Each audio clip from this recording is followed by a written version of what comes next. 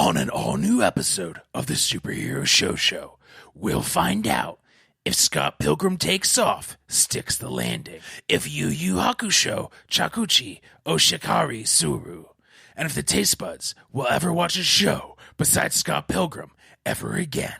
All of that and more on an all-new episode of the Superhero Show.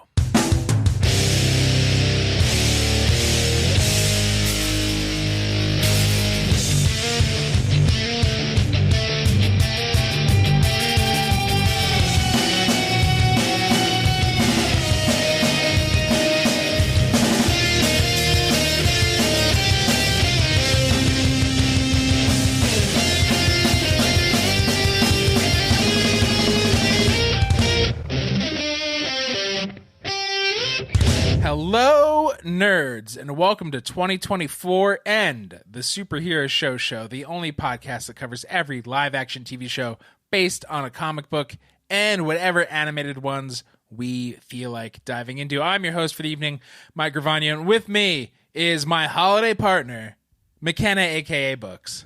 Happy to be here. I think this is a new record for me. I am officially on the first episode of a Superhero Show for the year. Yeah. And First of the year, last episode of 2023. Your books ending Exactly. the years. That's clear because your name's Books? I got it. Yeah, I think you nailed did it. You got it. Very clever.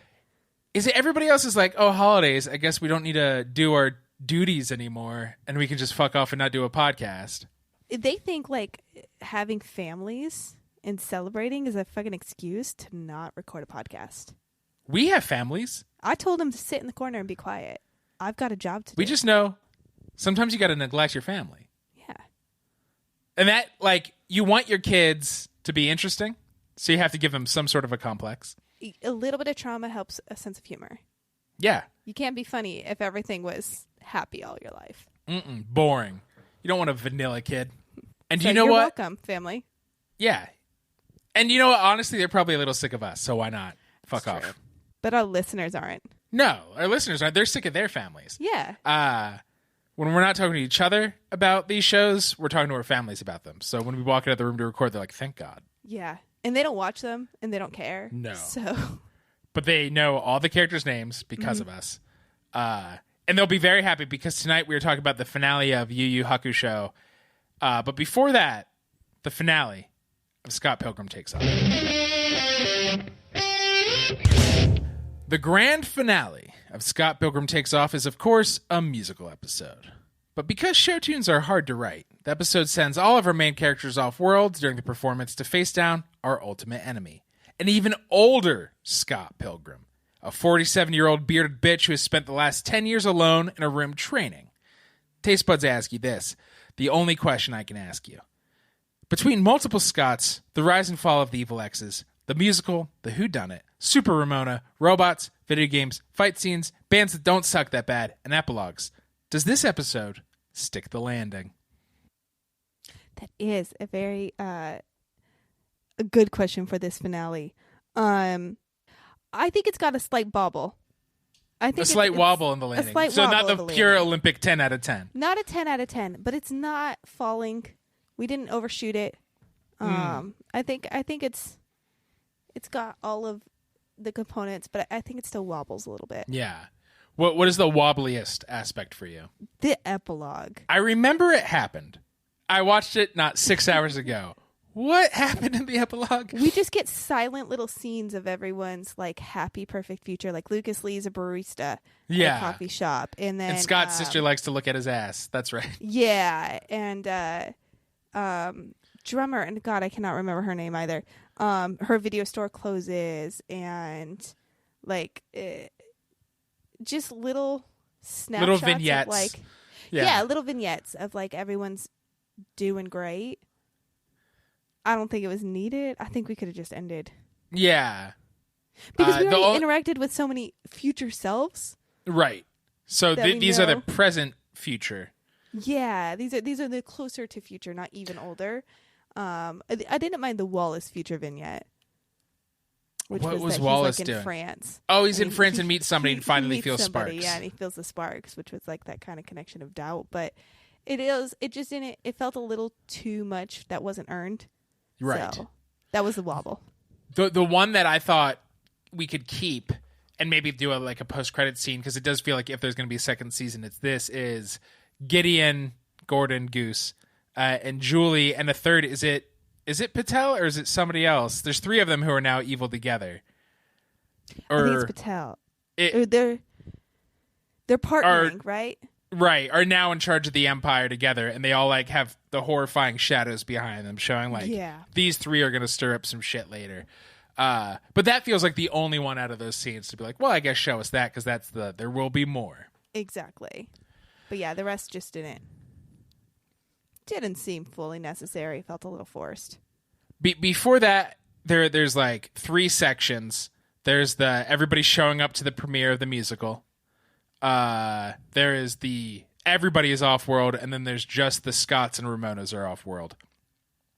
So we'll go through that order real quick.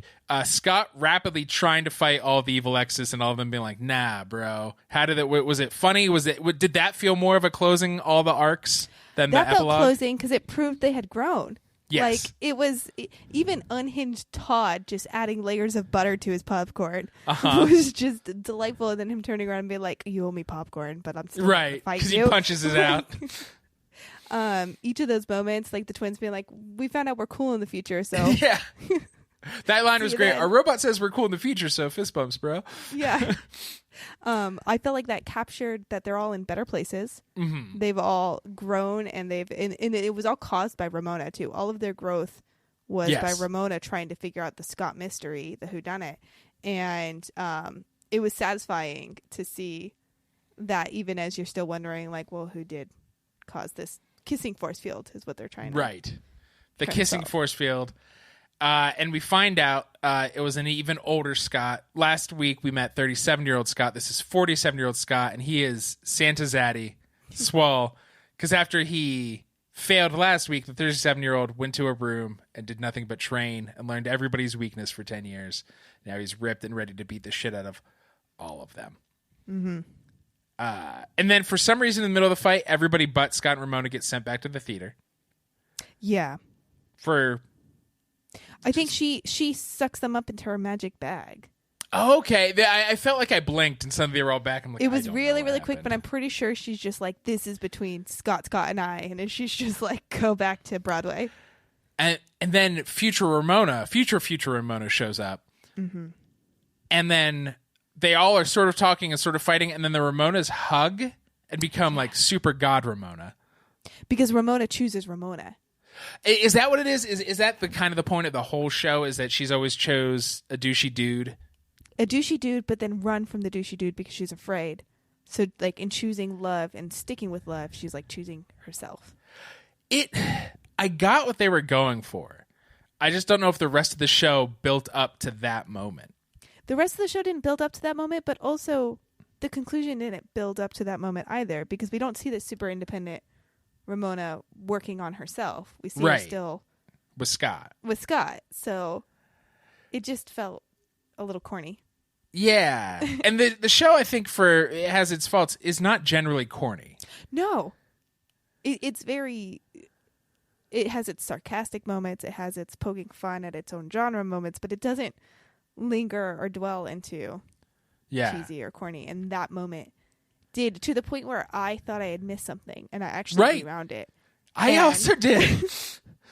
Because I was convinced. I was like, you missed a line that said, this is how you superpower up or something. It's like a video game reference. She ate a mushroom. Yeah. Yeah, it felt like they're trying to go for an emotional truth that just was not earned, like you said.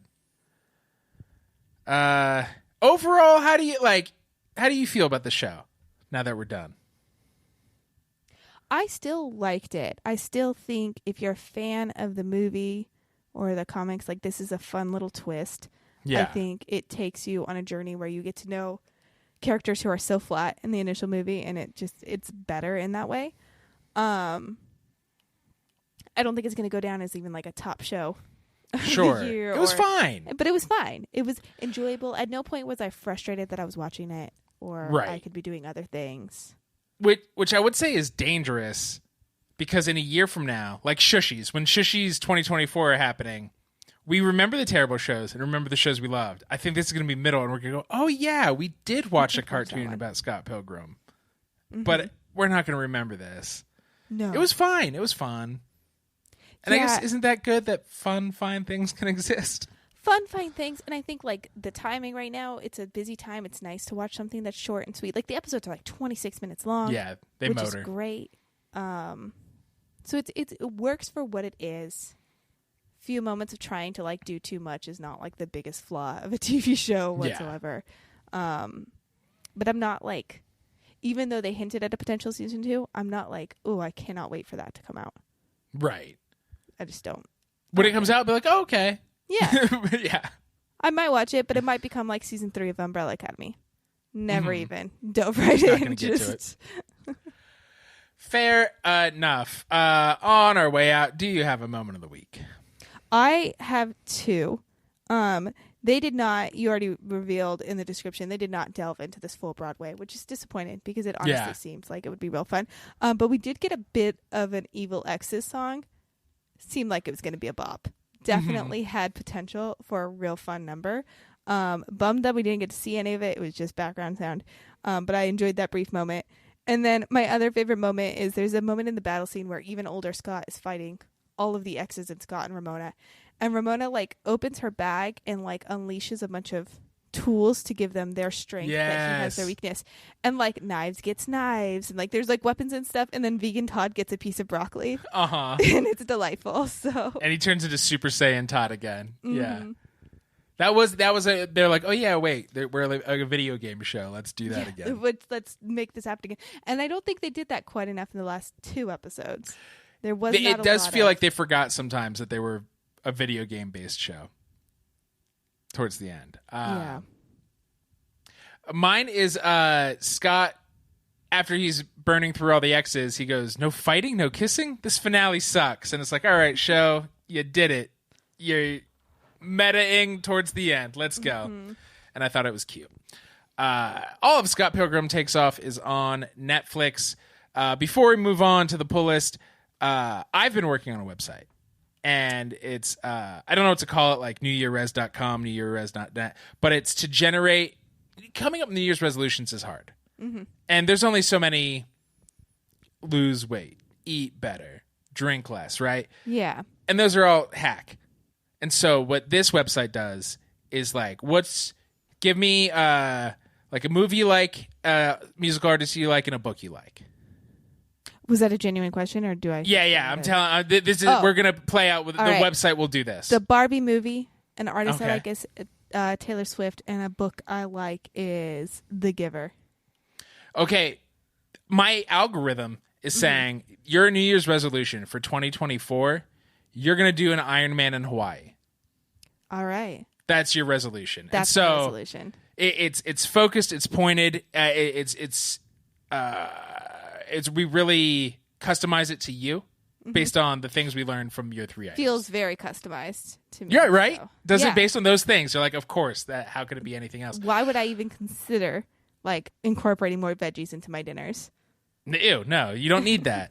Unless it's in an effort to, this will help me finish an Iron Man in Hawaii. Yeah. And we'll give you sub-steps. Oh, good. So there's like a whole process of following. Yes. If you want to do that by July, we'll deal you all the things you need to do before then. Because I'm an idea man. Yeah. I don't know how to make websites. Do you know anybody who could help me? I absolutely do. I don't know if you've heard of cybersprout.net. That's right. Yeah. They help you with the whole process, from as far as I know. You probably know more about it. You seemed like you really lit up when I mentioned the name. Yeah, I mean, I know they have drag and drop tools. Mm-hmm. I know they're great at collaboration, goal-driven design, backup, speed optimization, maintenance, security, all the things I don't want to handle. Yeah. I've heard that they are my partner for the digital world. That's badass. That is cybersprout.net. We're going to take the quick breaks, and when we come back, every other show that came out this week. On the 4th and 5th episodes of Yu Yu Hakusho, Yasuki's crew disperse to confront their foes on Kupakuri Island.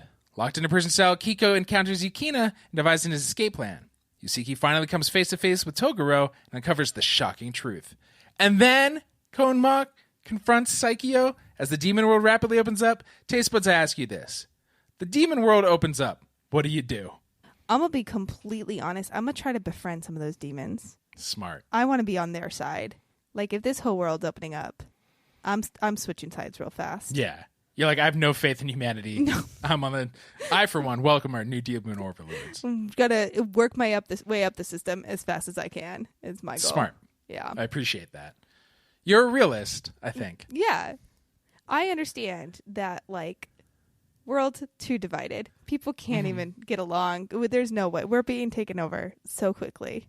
Yes. Because half the people will be like, I don't even believe the demons, as their faces are getting torn off by the demons. Exactly. Yeah. It just so much. And I don't want to waste my time with that. I also don't want to align myself with those people. Yes. So the sooner I let the demons know I'm on their side, the better. I would probably soil myself and then die. Like, before the demons could even get to me. Like, that's just out of fear. Just out of fear, panic. Yeah. That's probably a more honest answer from me. But I'm pretending. No, I liked yours. I liked your betray humankind. You can find all of Yu Yu Hakusho on Netflix. That is our show. Happy New Year. Before we get out of here, Mac, tell the lovely listeners about some websites. Some websites you're definitely going to want to visit are popfilter.co. That's where you're going to find out all sorts of information about this show, more shows, great content. And you're also going to want to visit while you're on your web browser and you're doing a little online shopping, popfilter.co/Amazon. Put that in as your browser instead of just regular old Amazon.com, and you'll help out our show at no extra cost to you. If you want more audio content, check out our other show, Movie of the Year. We went through 1973, and we are about to start going through all of the best of 2023 over there. That's best albums, best TV shows, best movies, best other things. It is a blast all over at Movie of the Year. Hit us up on Instagram. Hit us up, contact@popfilter.co. Let us know what you thought of Scott Pilgrim and Yu Yu Hakusho. Next week, Marvel's What If is back, and that's what we're talking about. Until then, for Mackenna and Mike, and for Mike and Mackenna, enough said.